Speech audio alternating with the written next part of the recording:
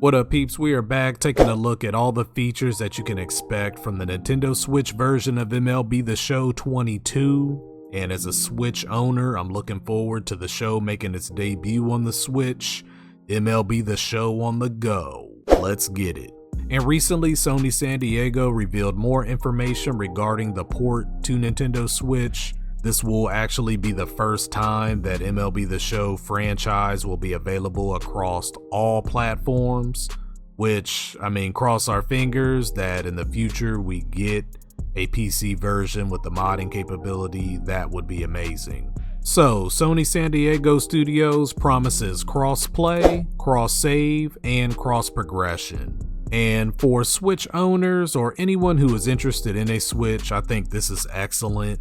Meaning, say I'm playing on my PS5, but maybe I have to leave the house, or maybe I just want to relocate to another area in my home that's not my traditional gaming spot. I could literally pick up my Switch and just continue to play and progress on franchise mode or any other mode, which could be awesome. You can expect a full experience with the game modes such as Road to the Show, Diamond Dynasty, franchise mode, March to October, and of course online play. The most recent tech test that ended on February 23rd, some testers experienced lag, and a handful of videos that I've seen have definitely looked a little choppy, almost like the frame rate would dip from time to time. But we recently found out that the tech test version of the game was not completely optimized.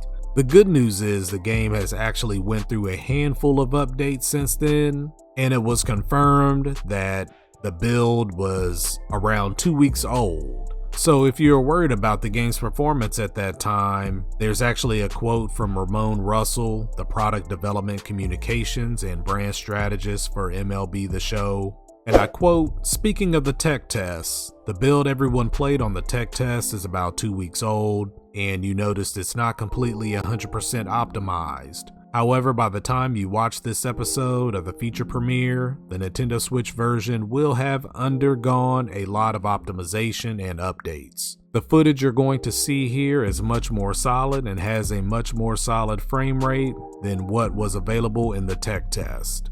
We are targeting gameplay at 30 frames per second," end quote. And the new footage that they presented to us, you could definitely tell a difference. It definitely looks a lot smoother compared to the tech test videos that I've seen. So at least now we have the evidence that things are looking a lot smoother and sharper with the latest build that they're working on. So 30 FPS will definitely bode well on the Switch, and actually that's around what I was thinking when the show was announced for the Switch.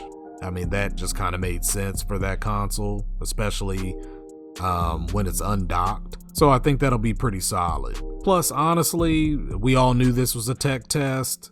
The game still has a little bit ways to go. I know it'll be launching soon, but it's still at a point where they're still testing the game, and things probably aren't fully optimized completely, especially when they're launching on a new platform like the Switch. They want to collect as much data as possible and make sure they smooth things out for launch. This actually helps them. Now let's talk 60 FPS for a second. The Switch does have a handful of games that run 60 FPS, and I'm talking about docked and on portable. There's a large amount of side-scroller games, but there are some games like Diablo 3, which, if you play Diablo 3, has a lot going on the screen and runs very smooth with very little frame rate issues. There's some other games as well.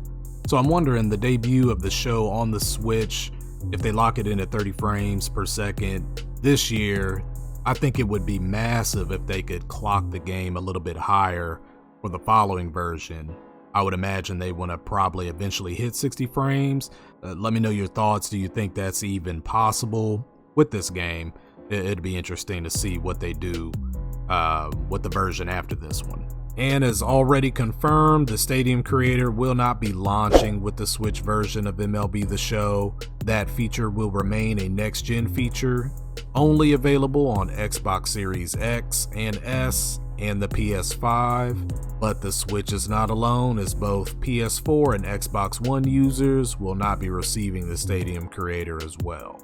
And lastly, MLB The Show 22 will be available on both physical and digital copy, and a special edition copy with an anime-inspired art cover. Players will need to have Nintendo Online Pass to access all the online features, and the game will be roughly 22 gigs. They also noted that the resolution aspect will be the same across all platforms. However, Switch users who undock their console and move to handheld will see the resolution reduced to save power. MLB The Show 22 will not use motion controls. However, players will be able to use both Joy-Cons in the Home Run Derby. So that's another addition. And alright peeps, let us know what you think about MLB The Show making its debut on the Switch. Are you interested in picking this up for the Switch? I think it's going to be a great addition just to the Switch's sports library. MLB The Show has a lot to offer across all platforms, and I think the Switch will be a good fit. Let us know what you think in the comments, and as usual, we will be keeping you up to date with more sports gaming news. Please be sure to like, share, subscribe, and until next time, cheers.